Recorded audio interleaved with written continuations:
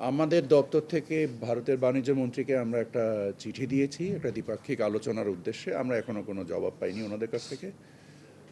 আমরা ব্যাপারটা নিয়ে প্রয়োজনীয় যতটুকু সংবেদনশীলতার সাথে এটাকে অ্যাড্রেস করা দরকার আমরা সেটা করছি। বাট অফকোর্স এটা ওনাদের পার্টিসিপেশনসের উপরে নির্ভর করে, শুধু আমাদের একার সিদ্ধান্ত এটা হবে না। বাট আমরা মনে করছি না যে এটাতে আমাদের যে রপ্তানির লক্ষ্যমাত্রা আমরা স্থির করেছি, আমরা এটা কনজারভেটিভলি করেছি। আমরা মনে করি যে এর থেকে বেটার কিছু আমরা পারফর্ম করতে পারবো।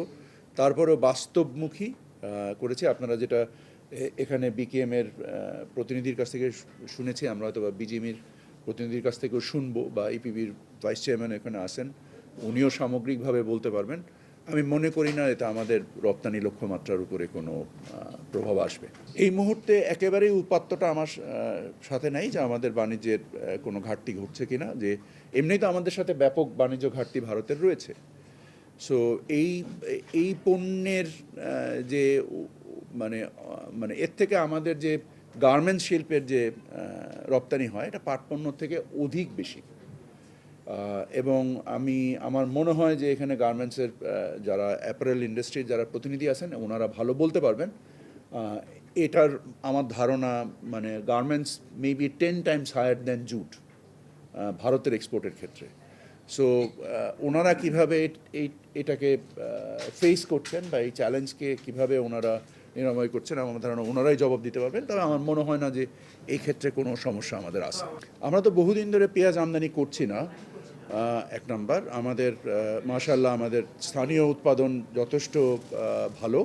তবে আমরা হয়তো বা কিছু পেঁয়াজ এই মুহূর্তে আবার আমদানি করার চিন্তা করছি, এবং সেক্ষেত্রে আমি কোনো সমস্যা দেখছি না। যে আমাদের যে প্রয়োজন অনুযায়ী আমরা আমদানি করি, স্পেশালি কৃষিপণ্য এবং খাদ্যপণ্যের ক্ষেত্রে আমাদের স্থানীয় কৃষকের উৎপাদন এবং ভোগের যে যোগান এবং মানে চাহিদার সমন্বয় ক্ষেত্রে আমরা কখনো কখনো প্রয়োজন বোধে আমদানি।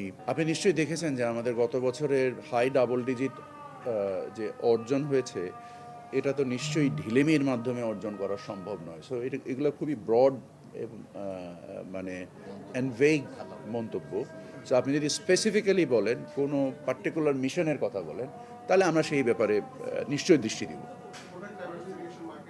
পণ্যের বৈচিত্র্যকরণ তো একটা পারপেচুয়াল এফোর্ট, এবং আমরা এই এফোর্টটা নিয়ে আছি। দুঃখজনকভাবে আমরা এটাকে যথেষ্ট পরিমাণ বৈচিত্র্যকরণকৃত করতে পারিনি। এমনকি আমরা যে গার্মেন্টস পণ্য রপ্তানি করি সেখানেও আমাদের বৈচিত্র্যের ব্যাপক সুযোগ রয়েছে।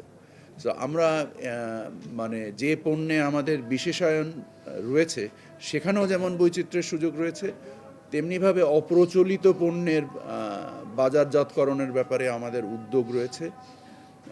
এবং এই প্রচেষ্টাটা মানে একটা পারপেচুয়াল এফোর্ট হিসেবেই জারি আছে। আমরা নিশ্চয়ই করতে চাই। ডেফিনেটলি নিয়ামক হিসেবে তো আমরা আমাদের যে শুল্ক চুক্তি বা বিভিন্ন কিছু হচ্ছে সেগুলোকে তো আমরা নিয়ামক হিসেবে নিয়েছি।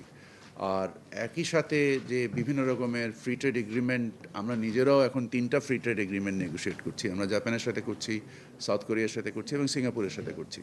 সো আমরা 3টা ফ্রি ট্রেড এগ্রিমেন্ট করছি। কোনো দেশের সাথে ফ্রি ট্রেড এগ্রিমেন্ট আমাদের জন্য